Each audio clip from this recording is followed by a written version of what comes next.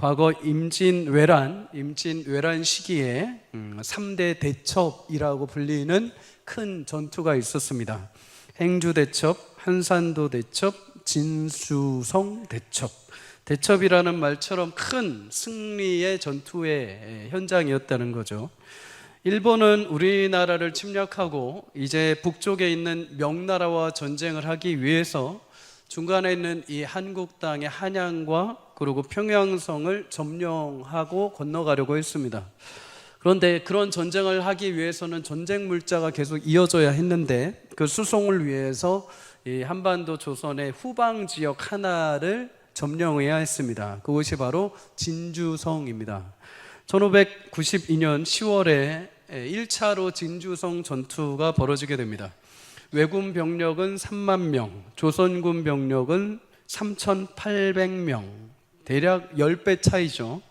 6일간 10차례의 전투가 치열하게 벌어집니다. 그런데 놀랍게도 왜군 사망자는 1만 명, 조선군 사망자는 800명. 그래서 진주성을 지키고 조선이 승리를 하게 되죠. 이 전쟁으로 놀란 도요토미 히데요시는 전 군에게 이 진주성을 공략하도록 명령을 하게 됩니다.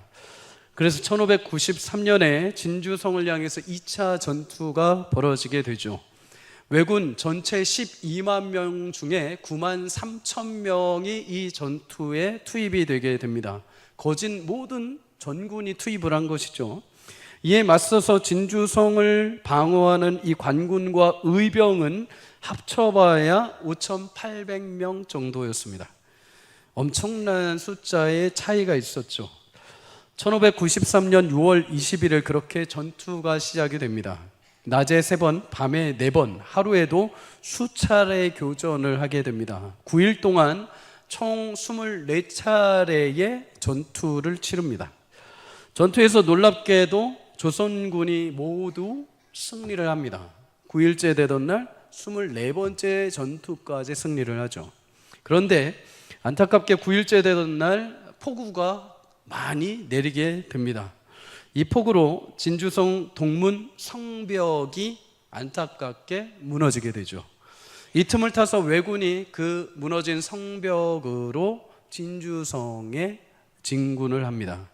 결국 진주성은 이 일로 인해서 함락이 되고 왜군에게 죽임을 당한 조선인은 6만 명가량이 됩니다. 그래서 진주성 전투는 24차례의 승리를 해놓고도 단 한 번의 패배와 패전으로 기록된 안타까운 전투의 역사가 되죠. 그런데 여러분, 이 패전 뒤에는 숨겨진 승리가 하나 있습니다. 진주성을 점령하기 위해서 왜군 9만 3천 명의 병력을 투입을 했는데 이때 왜군 3만 8천 명가량이 전사를 합니다. 전군, 왜군의 전 병력의 3분의 1 이상이 모두 죽은 것이죠. 이로 인해서 진주성은 함락시켰을지 모르지만 더 이상 왜군은 추가로 진격을 할 힘을, 동력을 잃어버리게 됩니다. 결국 이 일로 인해서 부산으로 퇴각을 하게 되고 그 뒤에 임진왜란은 끝이 나게 되죠. 결국 임진왜란의 끝이라는 것이 이 진주성을 함락을 함으로 인해서 왜군이 입은 군사적인 피해로 찾아오기 시작을 한 겁니다. 이런 의미에서 보자면 진주성의 패배, 이 함락은 그냥 꼭 실패와 끝이 아니라 또 다른 승리를 위한 귀한 발판이 되었다고 말할 수 있습니다. 우리 믿음 신앙의 여정도 여러분 이와 비슷합니다. 믿음의 여정을 잘 해오다가 한번 넘어질 수 있습니다. 믿음을 잘 지켜오다가 한번 실수하고 실족할 수 있죠. 신앙생활을 잘 해오던 성도님들이 시험이 한번 크게 찾아와서 마음이 낙담하기도 합니다. 한번 크게 시험이 찾아오고 실망을 해가지고 고개도 안 돌립니다. 떠나버립니다. 어린 시절 신앙생활 이쁘게 하던 아이들이 하나님 앞에 기도했는데 하나님이 응답을 해주시지 않아서 믿음의 길을 저버리는 아이들도 있습니다. 한번 그 경험 때문에 신앙이 완전히 벗어나 버리는 거죠. 그런데 여러분, 신앙생활을 조금 더 멀리, 좀 더 내다보셔야 합니다.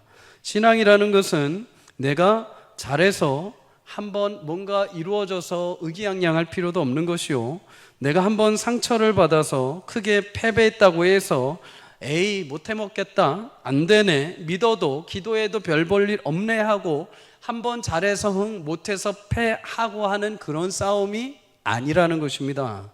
나를 구원하신 하나님이 오늘 나의 실패한 현실마저도, 낙심된 순간마저도 내 삶에 버릴 수 없는 과정으로 담으셔서 그것을 어떻게 의미 있게 만들어 가시는지, 내 실패와 좌절의 순간을 지나서 어떻게 그리스도의 부활의 그 능력으로 영화의 단계까지 가게 하시는지, 내 성도의 평생의 인생을 걸쳐서 그 길을 걸어가고 경험하는 것이 신앙생활이라는 것입니다.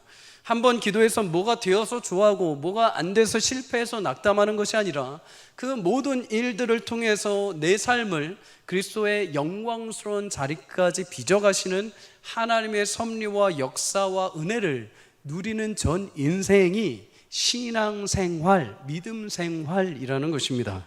여러분, 야구 게임을 하다 보면 타자가 홈런을 칠 수도 있고 안타를 칠 수도 있지만 아웃을 당하는 현실도 맞이합니다. 그런데 그 자리에서 내가 아웃을 당했다고 해서 못해 먹겠네, 배트를 내던지고 야구장을 나가지 않습니다. 그렇게 못하겠네 하고 배트를 내던지고 야구장을 나가는 사람을 우리는 뭐라고 하느냐? 아마추어라고 합니다. 아마추어는 얼마든지 내던지고 나갈 수 있습니다. 왜요? 내가 여기에 진력을 하지 않았거든요. 그냥 내 취미 생활이기 때문입니다.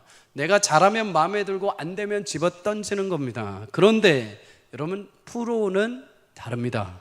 프로는 그 자리에서 아웃당하면 덕아웃으로 들어가서 내 자세가 뭐가 틀렸지? 허리가 안 돌아갔나? 반동이 늦었나? 위로 쳤나? 어깨에 힘이 들어갔나? 번트를 대야 됐었나? 하면서 자기를 점검하는 것이죠. 그리고 다음에 나가서 또 잘 쳐보려고 노력을 하는 겁니다. 그리고 또 아웃이 당합니까? 그러면 또 돌아와서 다시 점검을 하는 거죠. 이것을 통해서 내가 자세를 어떻게 고쳐야 될까? 이때 내가 어떻게 하는 것이 좋을까 하면서 다시 점검하면서 또 나가서 치기 위해 노력하는 겁니다. 어디까지요? 9회 말 게임이 끝나는 데까지 가는 것입니다. 사랑하는 성도님들, 신앙의 여정은 한 번 잘했다고 한 번 못했다고 해서 끝나고 절망할 일도 아닙니다. 그 모든 과정에 하나님은 그의 은혜와 사랑을 담으셔서 성도로서 얻게 될 영광의 자리까지 인도해 가고 계시는 줄 믿습니다. 로마서 5장 3절에서 4절은 그래서 이렇게 말합니다. 다만 이뿐 아니라 우리가 환난 중에도 즐거워하나니 이는 환난은 인내를, 인내는 연단을, 연단은 소망을 이루는 줄 알미로다. 여러분, 환난이 어떻게 여러분에게 인내가 되고 인내가 연단이 되고 소망이 될 줄 누가 알겠습니까? 세상은 환난이 그냥 끝이라고 합니다. 그냥 저주라고 하고 그냥 판이 깨졌다고 말합니다. 그러나 그리스도 예수 안에 살아가는 자들은 그 한순간으로 끝나는 게 아니라 긴 믿음의 신앙의 여정 속에 하나님이 그 환난마저도 인내로 바꾸시고 인내가 연단이 되게 하시고 마지막에 마침내 소망으로 인도해 가시는 은혜로 마무리하게 하실 줄 믿습니다. 그러니 오늘도 희망이 없어 낙심 가운데 계신 분이 있습니까? 모든 것이 함락되어서 성이 허물어진 것처럼 내 인생의 모든 기준이 무너져 버리고 마치 끝난 것처럼 포기되어 계신 분이 있습니까? 여러분, 그 과정을 통해서 하나님은 인내를, 또 인내에서 연단을, 또 연단에서 하나님의 소망을 이루시는 또 다른 승리의 은혜를 여러분들에게 허락해 주실 줄 믿습니다. 이런 은혜가 여러분 오늘도 실족의 자리, 함락된 인생, 그 모든 인생에 있는 성도들에게 임하시기를 주의 이름으로 간절히 축복합니다.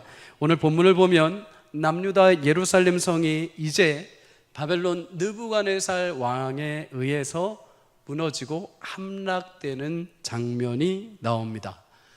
하나님이 40년 동안 예레미야를 보내셔서 주구장창 회개하고 돌이킬 것을, 그리고 그냥 순순히 끌려갈 것을 선포하셨지만 끝까지 남유다는 그것을 거부하고 결국 징계와 심판을 맛보게 됩니다.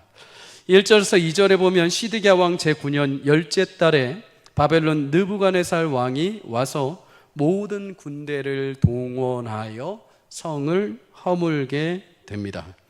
1년 6개월 가까운 시간 동안에 포위하고 있다가 마침내 시드기야 왕 제11년 넷째 달 9일에 성벽이 무너졌다고 성경은 명확하게 날짜까지 제시하고 말합니다. 이것은 분명히 그 일로 인해서 허물어졌다는 것이죠.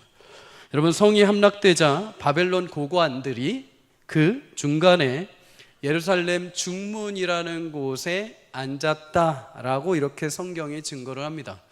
전쟁의 그 수많은 위협 속에 고관들이 앉아있다, 이해가 되지 않죠.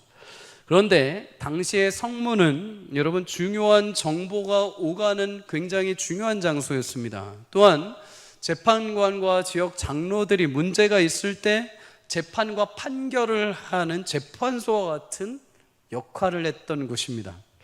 다른 나라에서 어떤 성을 딱 점령했을 때 가장 먼저 하는 일이 무엇이냐? 그 성문 어귀에 앉아서 상대편 백성들에게 자신들을 보이는 겁니다. 이제 이 성은 우리의 것이 되었다라는 것을 표명해 주는 것이죠. 그런데 이 일에 대해서 하나님이 예레미야를 통해서 분명히 먼저 이렇게 말씀을 하셨습니다. 예레미야 1장 15절에 이렇게 말하죠. 함께 읽습니다. 시작. 내가 북방 왕국들의 모든 족속들을 부를 것인즉 그들이 와서 예루살렘 성문 어귀에 각기 자리를 정하고 그 사방 모든 성벽과 유다 모든 성읍들을 치리라. 여호와의 말이니라. 아멘.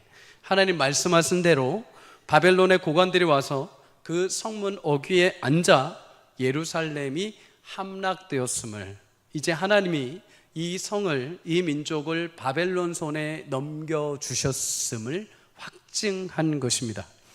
남유다 성읍에 죄악과 불법이 가득 차므로 하나님이 그 땅을 바벨론에게 내어주신 거죠. 2차 포로로 끌려갔던 선지자 에스겔이 있습니다. 에스겔이 그의 성경 10장 18절에 보면 여호와의 영광이 성전 문지방을 떠나셨다, 이렇게 표현을 합니다. 하나님의 영광을 예루살렘 성전에서 이제 거두어 버리신 것입니다. 그런데 여러분, 재미있는 표현을 하죠. 성전 문지방에서 하나님의 영광이 거두어졌다. 여러분, 문지방 아시다시피 문지방은 문을 들어가는 첫 시작이고 문을 나올 때의 마지막 끝입니다. 무슨 의미로 표현을 했을까요? 하나님이 계속해서 이스라엘 백성들을 기다리신 겁니다. 예루살렘 성전 그 끝자락에서조차도 제발 돌아오기를, 제발 회개하기를, 제발 내가 명한 대로 너에게 은혜를 베푼 대로 끝까지 바벨론 포로로 그냥 잡혀가길, 그러면 이 예루살렘 성은 그대로 건사할 것이고 너희가 그 땅에 가서 생명을 유지할 것이다. 마지막 하나님의 바람을 그 문지방 끝에까지 하나님은 붙잡고 계셨던 겁니다. 그런데 끝내 이스라엘 백성들이 그 말을 듣지 않죠. 그래서 하나님은 어떻게 하십니까? 그 표현을 한 겁니다. 문학적 표현으로 문지방 끝에까지 기다리시던 하나님의 영광을 이제 거두어 버리셨다.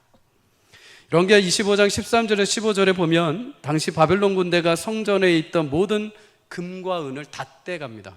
성전을 허물고 불태워 버립니다. 심지어 이때 뭐까지 가져가냐면 하나님 앞에 제사했던 모든 기구들까지 다 가져갑니다. 강대상 가져가고 타종 가져가고 피아노 가져가고 이 무대 다 가져가고 의자까지 싹 다 가져가 버립니다. 헌금 바구니 가져가고 싹 다 들고 가버립니다. 마이크 가져가고 아무것도 안 남기고 성전벽 다 허물어버리고 깨뜨려 버립니다.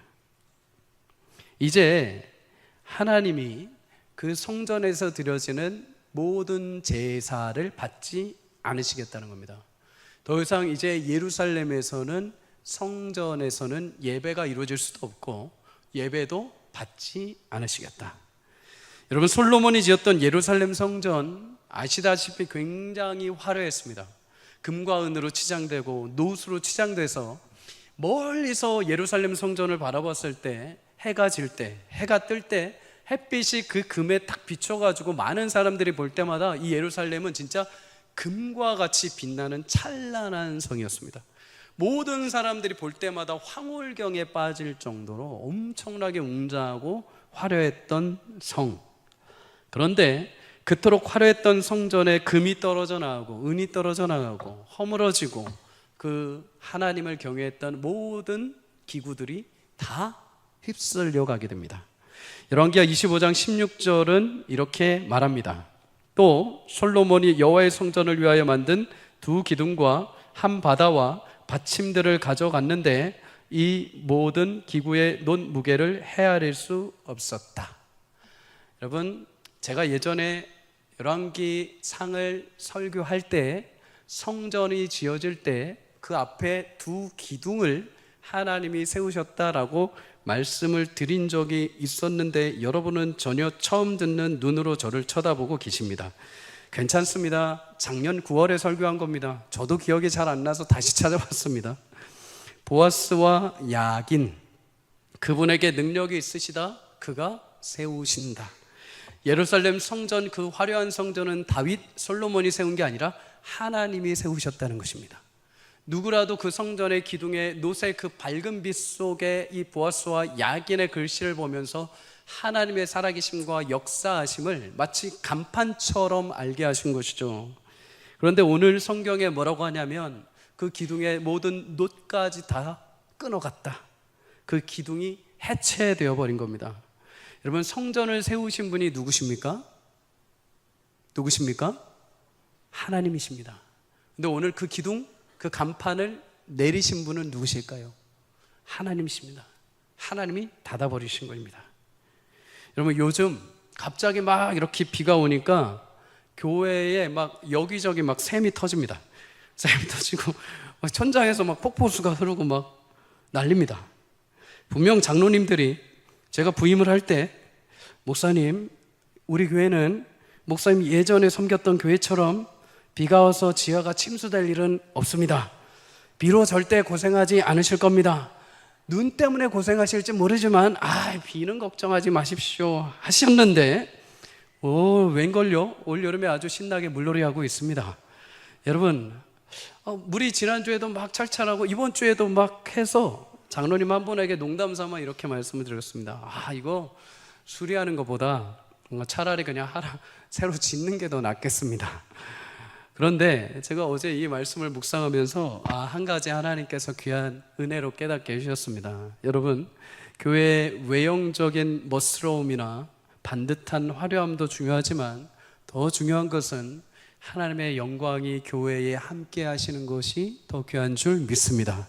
하나님을 사랑하고 하나님의 말씀을 순전히 받고 주님을 따르는 백성들, 또 하나님이 그 사랑하는 백성들을 통해 기뻐하시고 영광 받으시는 그 삶의 자리, 예배의 자리가 있는 교회.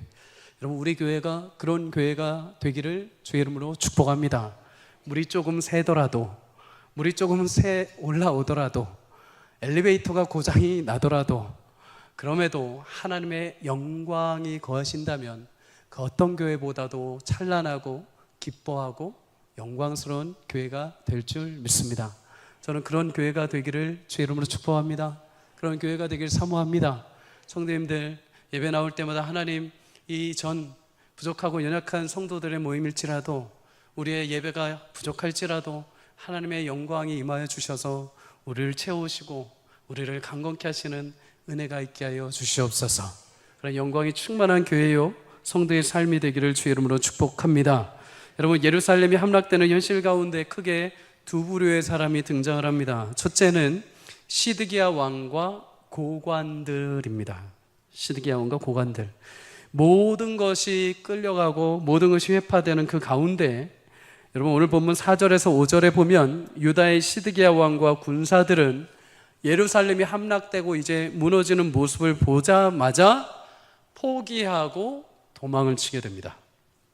에스겔 12장 12절에 보면 이 시드기야의 모습을 하나님이 예언해 주셨습니다. 왕은 어두울 때에 어깨에 행장을 메고 보따리를 메고 눈으로 땅을 보지 않으려고 자기 얼굴을 가리리라.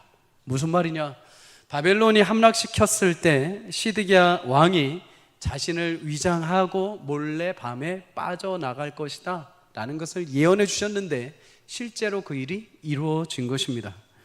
바벨론 군대가 이 틈을 놓치지 않고 뒤따라갑니다. 그리고 시드기야 왕을 붙잡습니다. 느부갓네살 왕 앞으로 시드기야 왕을 끌어오게 되죠. 시드기야 왕,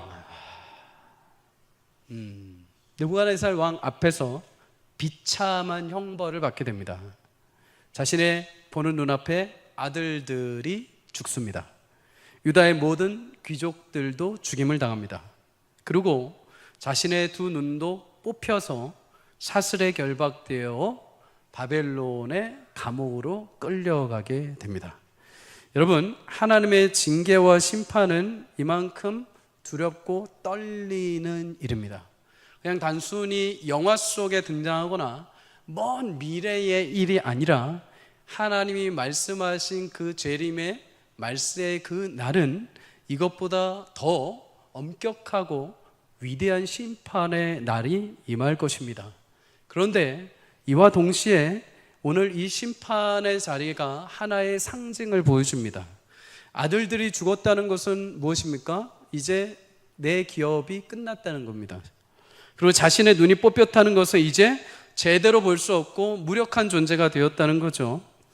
여러분, 눈이 있어도 제대로 보지 못하고 순종하지 못하는 남유다, 하나님의 백성이라고 하지만은 하나님의 말씀을 따르지 않고 하나님의 자녀된 길에서 벗어난 남유다 백성들을 시드기야 왕의 형벌을 통해서 하나님이 상징적으로 보여주고 계십니다. 하나님의 심판의 메시지인 것이죠. 거기에 대해서 모든 귀족과 고관들까지도 죽임을 당했다, 성경은 오늘 말씀합니다. 여러분, 시드기야 왕, 고관 모두 심판에 이르는 비참한 형벌을 받습니다. 물론 고관들과 시드기야 왕을 살펴보면 조금 아주 미세한 차이가 납니다. 예레미야가 하나님의 메시지를 선포할 때 고관들 예레미야 말 절대 안 듣습니다. 예레미야를 죽이라고 말합니다. 그런데 시드기야 왕은 예레미야 말을 조금 듣습니다. 듣기는 합니다. 그런데 듣기는 하지만 순종하지는 않습니다. 듣기는 합니다. 그런데 고관들이, 그의 신하들이 와서 얘기하면 그래 니네 말대로 해 하고서 우유부단하게 결정을 해버립니다. 분명 하나님의 말씀은 듣습니다. 예레미야 말을 듣습니다. 그런데 순종하지 않습니다. 결국 그 들음에 순종하는 믿음까지 가지 못한 거죠. 여러분, 우리가 여기서 한 가지 눈여겨봐야 할 것이 있습니다.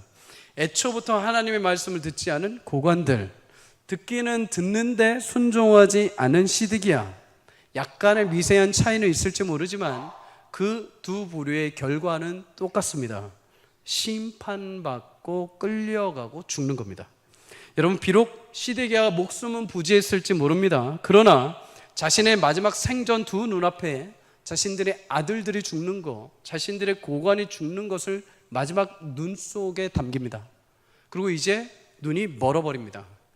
평생토록 그는 감옥에서 그 마지막 내 눈에 담겼던 비참한 현실을 보면서 살아가는 것, 그거는 죽은 인생이나 다름이 없습니다. 그렇다면 여러분, 시드기야는 왜 말씀을 들었는데 명확하게 믿음의 길로 가지 않았는가? 지난주에 말씀을 나눈 것처럼 여러분, 시드기야는 유다 백성, 고관들, 사람들의 눈치를 보았습니다. 세상의 눈치를 본 거죠. 하나님의 말씀은 듣지만 여러분, 그 말씀을 따라 순종할 수 있는 힘이 없었습니다. 세상의 눈치를 보고 세상의 말을 듣다 보니 자꾸만 신경이 그쪽으로 쏠려가게 된 것이죠. 그런데 시드기야가 한 가지 놓친 것이 있었습니다.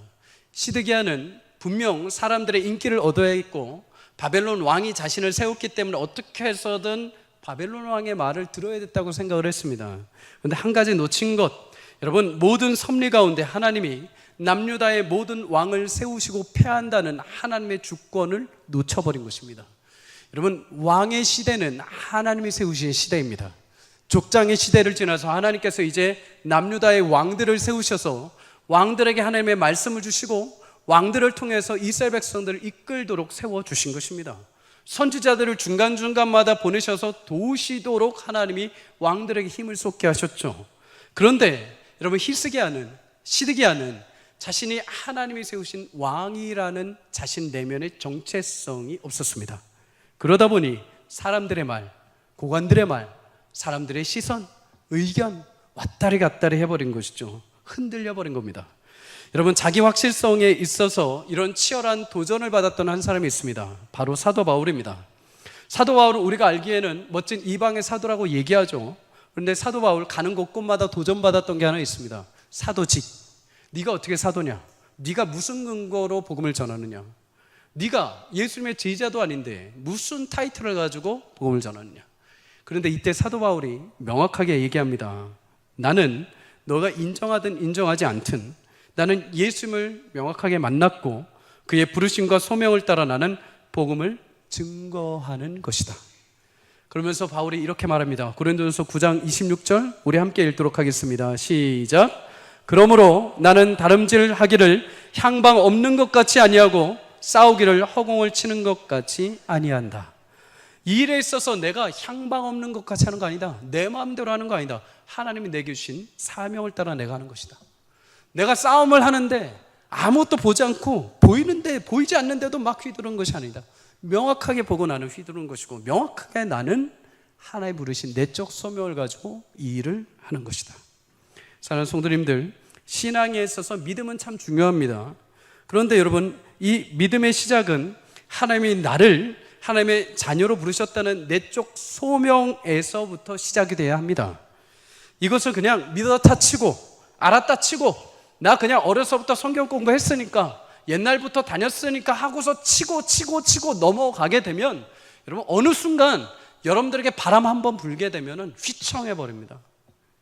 내 안에 하나님이 나를 전적으로 구원해 주신 하나님의 자녀라는 분명한 회심과 내적인 소명이 없으면 이때는 잘 될 때는 하나님의 은혜요 하나님의 기쁨이요 막 박수치다가 한번 휘청해 버리면 나가 떨어져 버립니다. 사람에게 실망해 버리고 교회에 실망해 버리고 세상에 실망해 버리고 등져 버리게 되는 것입니다. 사랑하는 성도님들, 여러분들 오늘 이 자리에 나를 부르신 하나님, 나를 내적으로 예수 그리스도의 보혈의 은혜로 부르신 하나님의 구원의 확신과 분명한 하나님의 백성됨을 확인할 수 있기를 주의 이름으로 축복합니다. 여러분, 그래야 우리의 방향이 흔들리지 않고 믿음의 거룩한 말씀을 들었을 때 순종의 자리까지 갈 수 있는 것입니다. 하나님의 자녀됨을 매 순간 확인할 수 있기를 주의 이름으로 축복합니다. 어떤 말과 어떤 환경이 찾아와도 내 내적인 분명한 구원받은 하나님의 자녀로서의 사인, 다른 사람은 몰라도 하나님과 나와의 은밀한 나를 만나셨던 그 은혜가 내 안에 분명하게 담겨 있다면 여러분들은 어떤 바람과 어떤 함락과 어떤 여러분 성벽이 무너지는 일이 있다 하더라도 견고하게 그 자리를 지켜내실 것입니다. 반드시 하나님이 붙들어 주실 줄 믿습니다. 여러분, 내적인 확실성과 믿음의 소망을 가지고 주의 길을 걸어갈 수 있기를 주의 이름으로 축복합니다. 여러분, 고관과 시드기야와 다르게 한 부류, 다른 부류가 이 전쟁의 함락 가운데 있었습니다. 누구냐? 예레미야와 에벳멜렉이라는 사람입니다. 오늘 10절에 보면 이렇게 말하죠. 사령관 느부사라단이 아무 소유 없는 빈민을 그 땅에 남겨두고 포도원과 밭을 그들에게 주었다. 여러분, 이 빈민 가운데 지난주에 말씀을 나눈 레갑 사람들도 포함되어 있었을 것입니다. 그런데 이들뿐만 아니라 이 패망하는 예루살렘에 남겨진 사람이 있습니다. 구원받은 사람, 첫 번째 그는 예레미야입니다. 여러분, 예레미야는 성전이 함락될 때 어디 있었냐? 감옥들에 있었습니다. 들리는 소리로, 비명으로, 전쟁 소리로, 창과 검의 소리로 자신이 예견했던 하나님의 말씀이 이루어지는 그 비참한 현실 속에 아무것도 못하고 감옥 속에 묻혀 있었습니다. 자신의 민족, 자신의 왕이 자신을 가두고 있었죠. 그런데 오히려 이방의 바벨론이란 나라가 와서 자신을 그 감옥에서 끄집어내게 됩니다. 굉장히 아이러니하죠. 여러분, 바벨론이 쳐들어와서 느부갓네살 왕이 그 당시 사령관 느부사라단에게 이렇게 명령을 합니다. 오늘 읽지 않았지만 11절에 말합니다. 그를, 예레미야를 데려다가 선대하고 해하지 말며 그가 너에게 말하는 대로 행하라. 예레미야가 원하는 대로 해주라는 것입니다. 여러분, 바벨론의 느부갓네살 왕, 모든 그 당시에 패권을 가지고 있던 왕이 감옥 가운데 있는 예레미야를 어떻게 알고 예레미야가 로비를 했을까요? 예레미야가 어떤 편지를 보냈을까요? 근데 그를 어떻게 알고 그를 선대하라고 얘기를 했을까요? 여러분, 바벨론이 예루살렘을 포박하고 왔을 때 1차로 포로로 끌려갔던 사람들이 있습니다. 그 중 한 명이 다니엘입니다. 다니엘을 끌어가서 느부갓네살 왕이 나중에 귀한 고관으로 사용하기 위해서 막 교육을 시켰죠. 근데 이때 느부갓네살 왕이 꿈을 꾸게 됩니다. 꿈을 꿔가지고 이 꿈을 해석하기 위해서 여러 꿈쟁이들과 술사들을 부릅니다. 그런데 바벨론 어느 술사들도 이 꿈을 해석을 못합니다. 근데 하나님이 다니엘에게 지혜를 주십니다. 꿈을 해석하는 지혜. 느부갓네살 왕의 꿈을 2번이나 해석을 합니다. 심지어 여러분, 다니엘의 세 친구들이 풀무불 가운데 들어가게 되죠. 그런데 풀무불 속에 한 사람의 그림자가 더 있었습니다. 하나님의 천사가 그들과 함께한 거죠. 풀무불 가운데 이 세 친구가 너끈하게 살아나오게 됩니다. 이 모습을 보고 느부갓네살 왕은 이들이 믿는 하나님을 경외했습니다. 너희의 하나님이 참 신이요, 너희 하나님이 진정 이 모든 민족을 다스리시는 여호와 하나님이시다. 그때서부터 느부갓네살 왕이 여호와 하나님을 알게 되었습니다. 그리고 이제 공격해 들어와서 하나님을 경외하며 끝까지 감옥에 갇혀 있는 예레미야를 선대한 것이죠. 하나님의 말씀을 끝까지 지켰던 선지자라고 한다면, 자신의 목숨을 바쳐서라도 끝까지 하나님의 말씀을 따른 선지자라면 저에게 당연히 선대해야 한다. 여러분, 그런데 예레미야 개인을 보면 어떨까요? 예레미야는 사실 누구보다도 자기 확실성이 있던 사람입니다.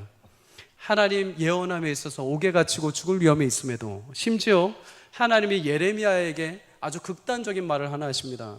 너는 이 민족이 멸망할 것을 예표하여 결혼도 하지 마라. 이 무슨 엄청난 하나님의 요구이시죠. 나는 결혼하고 싶은데 하지 말라고 하십니다. 여러분, 그런데 이것까지도 예레미야 순종을 합니다. 그 순종한 이유가 무엇일까요? 예레미야 1장 5절에 이렇게 말합니다. 내가 너를 모태에서 짓기 전에 너를 알았고 내가 배에서 나오기 전에 너를 성별하였고 너를 여러 나라의 선지자로 세웠다. 예레미야는 극단적인 현실과 상황 속에서도 한 가지 명확하게 있었습니다. 하나님이 나를 부르셨다. 옥에 갇히고 죽음의 위협에 있고 결혼도 하지 못하고 수많은 민족의 사람들이 자신을 매국노라고 치부하면서 죽이려고 하는 현실 속에서도 하나님이 나를 부르셨다. 이 말씀 하나님이 나로 하여금 증거하게 하셨다. 끝까지 그 말씀을 붙잡았던 것입니다. 그리고 마침내 그는 모든 이들이 함락되어 무너진 그 순간 또 다른 승리, 구원의 은혜를 맛보게 된 줄 믿습니다. 여러분, 또 한 사람이 있습니다. 그는 바로 에벳 멜렉이라는 사람입니다. 사실 그는 38장에 등장을 합니다. 예레미야가 고관들에 의해서 구덩이에 빠졌을 때, 먹을 것이 없고 죽을 위험에 처했을 때 이 왕국 내시 구스 사람 에벳 멜렉이 시드기야 왕에 가서 예레미야를 살려주십시오 요청합니다. 그리고 가서 밧줄로 그를 끌어올리게 되죠. 여러분, 당시에 이 내시 구스 사람 에벳 멜렉, 구스 사람이라고 하는 것은 흑인이라는 겁니다. 이방 사람인 것이죠. 내시였습니다. 심지어 왕에게 가서 예레미야를 살렸다는 소식을 그 당시에 고관들이 듣게 된다면 이 사람은 당연히 고관들에 의해서 처형당했을 것입니다. 근데 목숨을 걸고 예레미야를 거두어 주게 됩니다. 그런데 놀랍죠. 예루살렘이 함락되고 죽음의 위협에 처했을 때 여러분, 유일하게 하나님이 예레미야를 찾아오셔서 말씀을 하나 증거하라고 하십니다. 근데 그 말씀이 무엇이냐? 패망하는 예루살렘을 향한 말도 아니고 시드기야를 향한 말도 아니고 이 고관들을 향한 말도 아닙니다. 에벳 멜렉에게 하나님이 말씀을 명하게 하십니다. 그 말씀이 무엇이냐? 예레미야 39장 18절에 이렇게 말합니다. 함께 읽도록 하겠습니다. 시작. 내가 반드시 너를 구원할 것인즉 내가 칼에 죽지 아니하고 내가 노략물같이 내 목숨을 얻을 것이니 이는 내가 나를 믿었음이라 여호와의 말씀이니라 하시더라. 아멘. 에벳 멜렉, 그도 자기 확실성이 분명했습니다. 하나님을 믿었다. 예레미야를 위해서, 예레미야 하나님의 메시지를 전한 사람을 위해서 구스 사람, 비록 이방인이었지만 내시였지만 하나님의 말씀에 순종해서 그 말씀의 메신저를 살리고 자신도 죽음의 위협 끝에서 끝까지 주의 말씀을 붙들었을 때 하나님은 그 땅의 모든 것이 무너지고 다 죽어나가는 현실 가운데 하나님의 말씀을 붙들었던 예레미야와 함께 에벳 멜렉을 살리시는 구원의 은혜를 베풀어 주신 줄 믿습니다. 사랑하는 여러분, 오늘 예루살렘은 마침내 함락되고 하나님의 심판이 임하게 됩니다. 여러분, 하나님의 심판, 그 심판의 징계를 그대로 받은 존재들이 있죠. 하나님의 말씀을 거부했던 자들, 듣기는 듣지만 자기 확실성, 믿음의 확실성이 없어서 순종하지 못하고 갈팡질팡했던 시드기야. 하지만 그런 심판 가운데서도 생명을 부지하고 구원받은 사람들이 있습니다.